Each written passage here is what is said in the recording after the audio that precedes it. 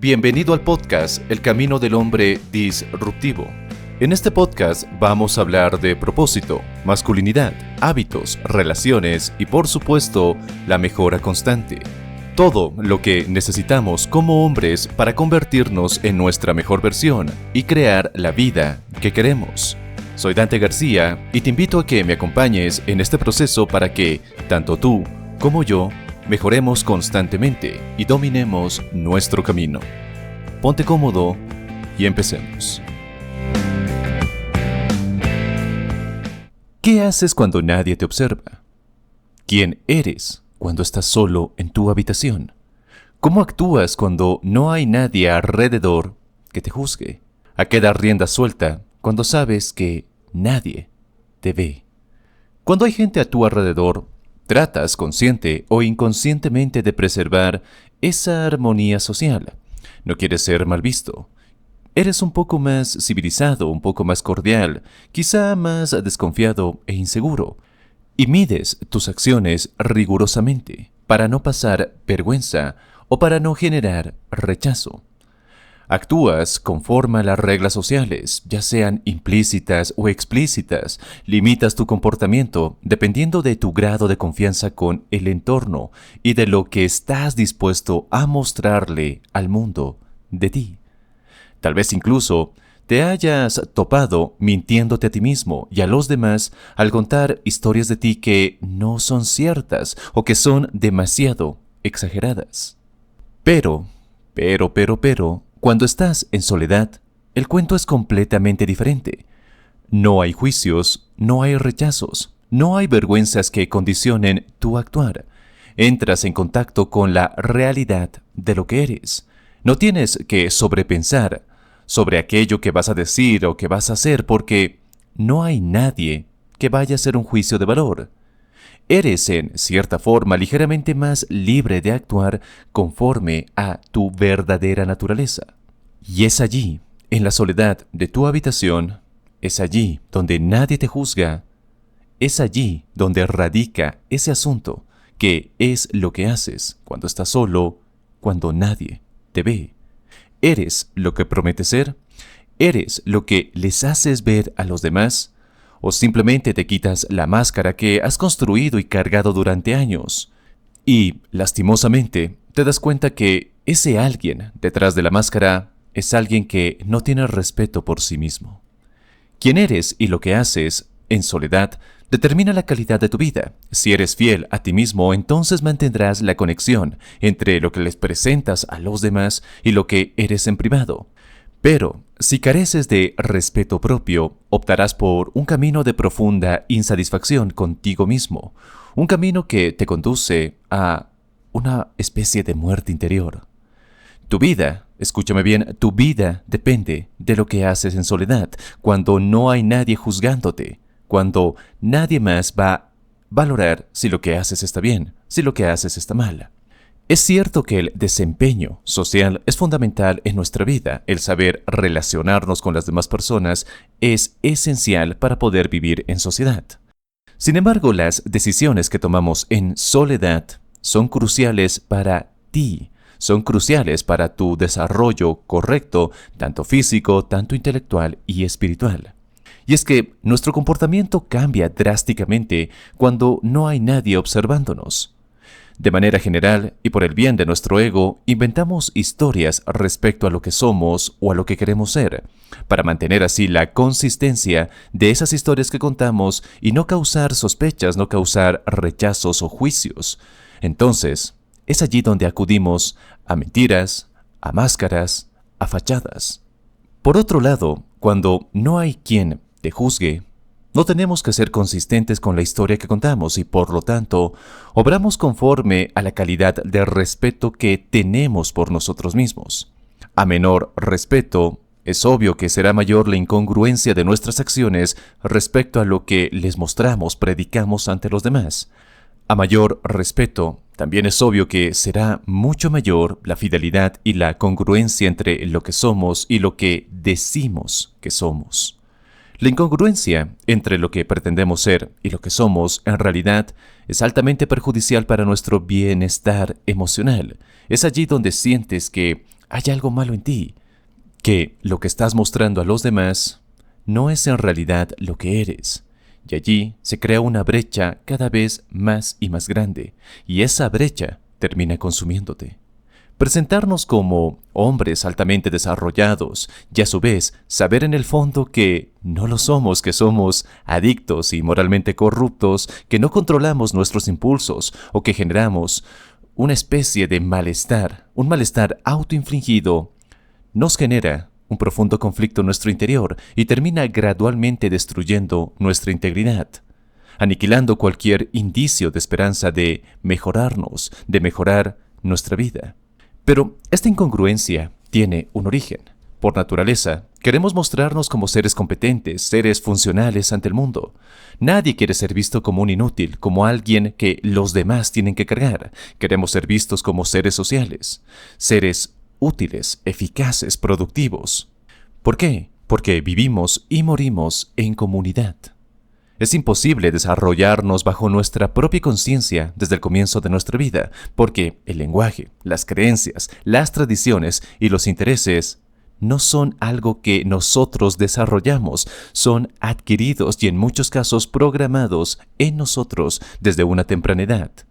No nos hacemos a nosotros mismos, no nos moldeamos a nosotros mismos. Somos pequeñas esponjas que absorben todo lo que está a nuestro alrededor. La forma de hablar de papá, las creencias que carga mamá, las tradiciones que tienen la familia, desde los tatarabuelos, los intereses de nuestros hermanos mayores, de nuestros padres, de nuestros tíos, de nuestros amigos, de nuestros profesores.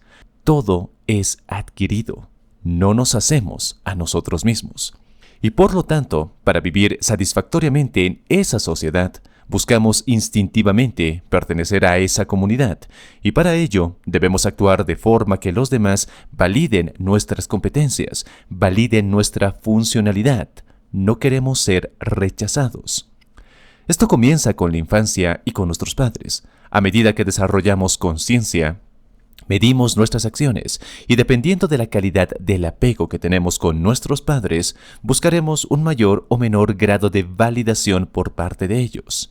Si hago esto y a mamá le gusta, entonces haré más de aquello que le gusta a ella. Si hago esto y papá me castiga o simplemente muestra desagrado, entonces empezaré a hacer menos de ello. La verdad es que ser seres sociales nos predispone a querer buscar validación y aprobación de nuestra conducta, incluso de nuestros pensamientos. La validación de nuestro comportamiento es natural, es el proceso por el cual determinamos qué hacer y qué no hacer, qué es bueno para la vida y qué es malo para la vida. El problema surge cuando todo lo que conforma nuestra identidad, vale decir creencias, valores, expectativas, necesidades, anhelos, gustos, filosofías personales y perspectiva de vida, depende estrictamente de la constante validación social. Allí sí tenemos un problema. Por ejemplo, un joven inocente e inseguro, cuya identidad se ve configurada por tendencias, por las modas, queda sujeto a un incesante cambio de identidad porque no va a encontrar autenticidad en sí mismo, va a querer copiar todo lo que ve, todo lo que los demás hablan, va a querer siempre estar a la moda. Su existencia está entonces dictaminada por la interminable búsqueda de validación de su conducta.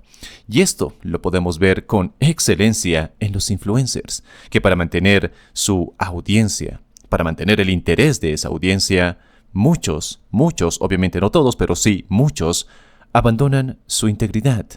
Van y causan polémicas que simplemente hacen que los demás se diviertan a costa de ellos, acudiendo a comentarios, actividades, a desafíos tan absurdos, tan inútiles, que terminan convirtiéndose en esclavos de esas demandas sociales, en esclavos de ese me gusta, de no ser ya irrelevantes.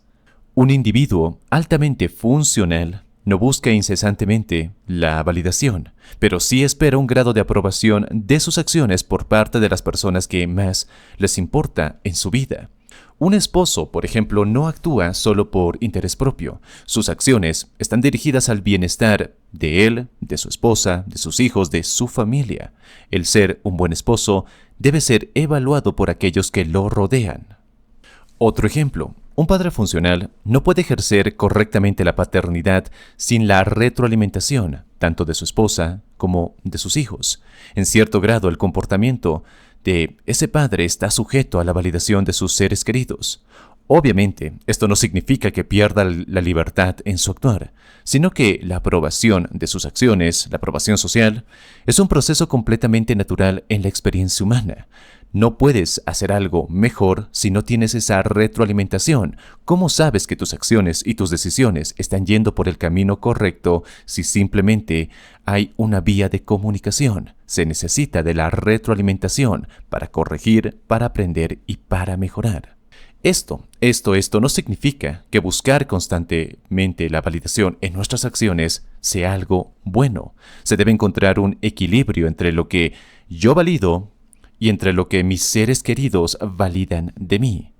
Cuando sufrimos de una alta dependencia de esta validación externa o cuando simplemente no existe un respeto por nosotros mismos, el experimentar soledad nos produce una profunda inconformidad, una profunda incomodidad, porque no hay quien guíe nuestro actuar, no hay quien nos diga o nos corrija sobre lo que tenemos que decir o sobre qué tenemos que pensar o cómo tenemos que pensar.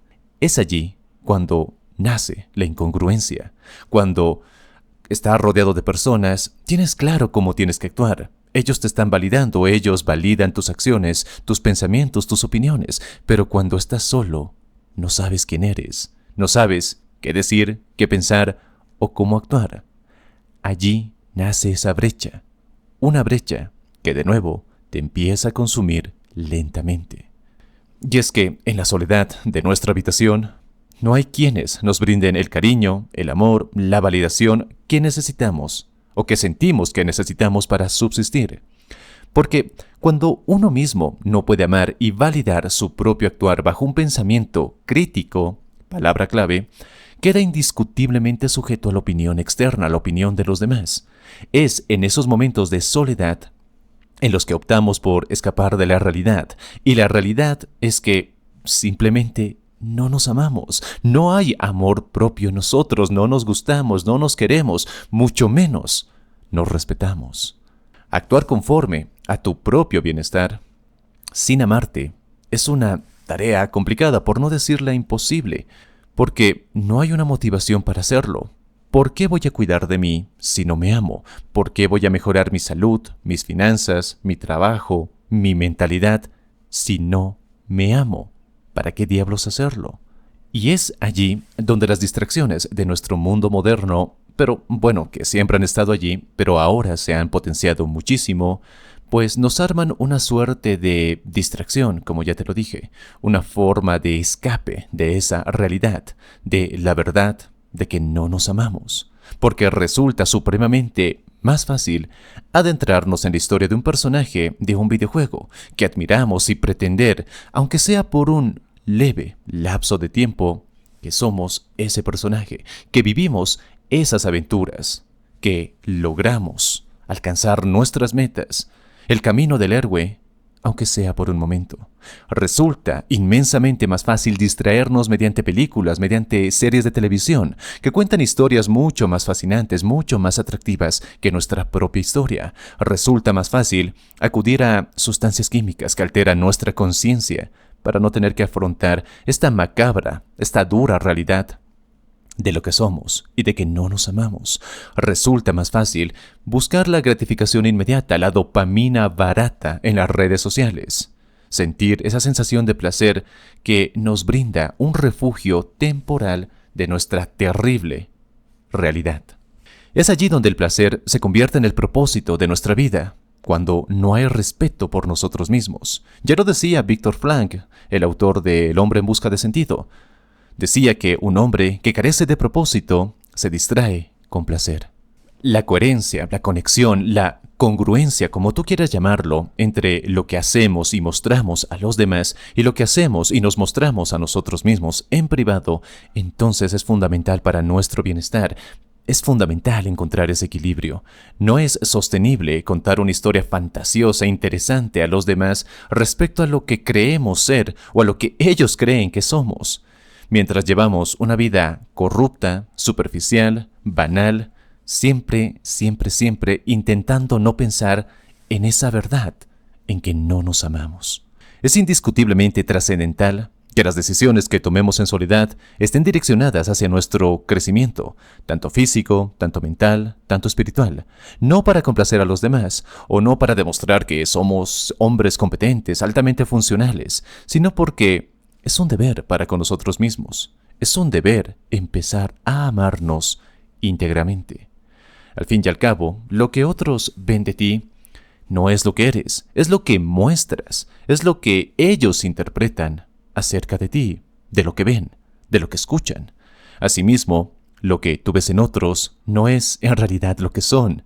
Es una muestra de sí mismo, sí, pero también es lo que tú interpretas de ellos, de lo que ves, de lo que escuchas, de lo que hacen. Amarnos es hacer lo que debemos hacer, por más difícil que sea, por más doloroso que pueda ser. Si lo que muestras no es consistente con lo que eres, la decepción no la percibirán los demás, la vas a percibir tú.